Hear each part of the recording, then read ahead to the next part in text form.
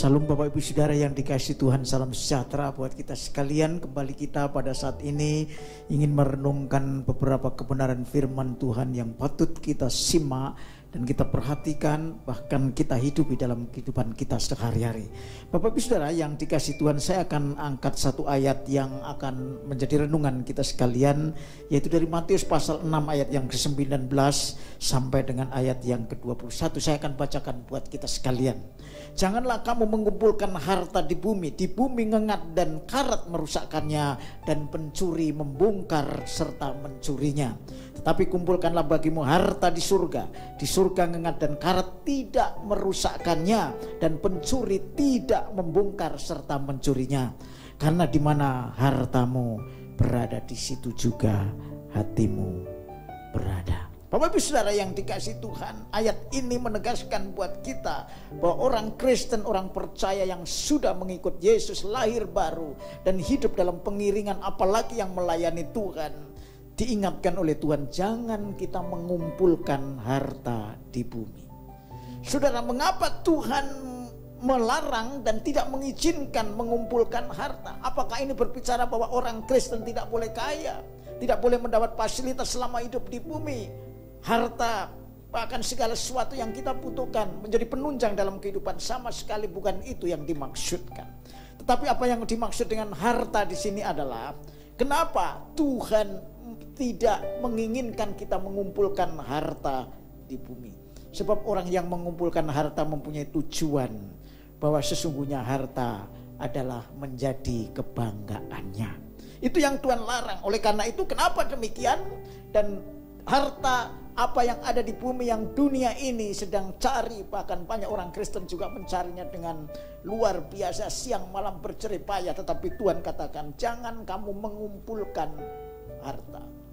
Saudara, oleh karena itu Bapak Ibu Saudara yang dikasihi Tuhan, mari kita belajar dari apa yang Tuhan inginkan, bahwa harta di bumi bersifat sementara. Itu yang Tuhan larang, supaya saudara dan saya tidak mengumpulkan harta di bumi. Mengapa demikian? Sebab sekalipun kamu memperoleh seisi dunia ini, tetapi kehilangan nyawamu, maka kamu tidak bermakna di hadapan Tuhan.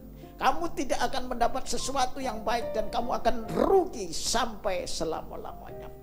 Saudara, di dalam 2 Korintus pasal 4 ayat yang ke-18 sana dikatakan bahwa sebab kami tidak memperhatikan yang kelihatan, melainkan yang tak kelihatan.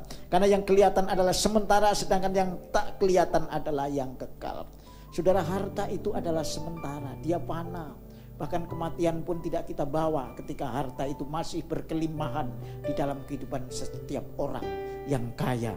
Karena itu bersifat sementara. Jangankan harta, keinginan-keinginan terhadap harta pun akan lenyap. Karena itu di dalam 1 Yohanes pasal 2 ayat 16 Bapak Ibu sudah dikatakan di sana, sebab semua yang ada di dalam dunia, yaitu keinginan daging, keinginan mata, dan serta keinginan hidup, itu bukanlah berasal dari Bapa, melainkan dari dunia, dan itu akan lenyap pada waktunya. Karena itu yang pertama Tuhan ingatkan supaya kita tidak mengumpulkan harta, karena harta dunia adalah harta yang fana, harta yang akan lenyap. Sekalipun berkelimpangan, begitu banyaknya harta itu bisa kita miliki, tapi jangan sekali-kali kumpulkan harta hanya untuk menjadi tujuan hidup saudara. Itu yang pertama. Yang kedua, Bapak Saudara, kenapa Tuhan melarang kita untuk tidak mengumpulkan harta? Artinya Tuhan melarang jangan mengumpulkan harta. Sebab saudara, dengan harta itu cenderung orang akan menilai dirinya sebagai orang yang berharga karena hartanya. Jadi orang yang mengumpulkan harta cenderung bahwa dirinya itu dinilai karena hartanya. Saudara-saudara, Matius pasal 6 ayat 21, karena di mana hartamu berada, di situ juga hatimu. Saudara, manusia tidak bisa diukur dengan harta. Sedangkan harta adalah sementara. Bahkan tubuh kita pun juga bersifat materi dan akan lenyap. Tapi satu saat Tuhan akan bangkitkan di dalam kehidupan yang baru dengan kemuliaan yang luar biasa. Karena itu ada yang kedua dari kita hari ini supaya kita renungkan. Tuhan melarang supaya kita tidak mengumpulkan harta di dunia. Karena nilai hidup kita bukan diukur atau ditentukan oleh harta dunia.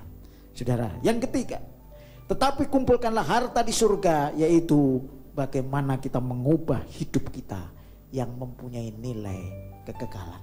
Saudara, jadi bagaimana orang Kristen, bagaimana orang percaya ketika kita diberkati dengan limpah oleh Tuhan melalui harta yang ada, mungkin mobil, mungkin rumah, mungkin tanah, mungkin semua yang boleh kita nikmati karena Tuhan ubah itu semua untuk menjadi nilai yang bersifat kekal. Bagikan bagi orang-orang yang membutuhkan, karena kita cukup memiliki yang kita perlukan, dan selebihnya kita akan bagikan untuk kemuliaan nama Tuhan. Itulah sebabnya Bapak Ibu Saudara, kalau kita ingin menjadi orang yang sungguh-sungguh tidak mengumpulkan harta, sekalipun saudara diberkati, saudara, harta dipakai oleh Tuhan untuk memuliakan Tuhan. Tergantung sikap saudara dan saya, bagaimana kita menjadi Kristen. Kalau kita menjadi orang yang percaya kepada Tuhan, nah Allah itu adalah Allah yang kekal, yang menyediakan hidup yang kekal buat saudara dan saya. Dan saat ini saudara diberkati dengan berkat yang melimpah, ubah semua berkat itu. Dengan demikian berkat itu mempunyai nilai kekekalan, yaitu untuk pekerjaan Tuhan, untuk membagi orang yang tidak mampu, orang-orang yang kekurangan.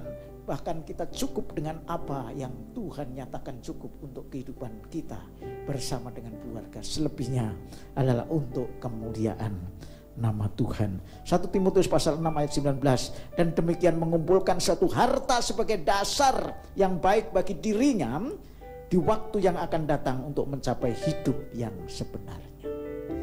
Dengan demikian Bapak Ibu Saudara, dapat kita simpulkan bahwa ketika kita hidup di dunia ini hanya sementara, itu ada transit supaya kita masuk kepada hidup yang sebenarnya.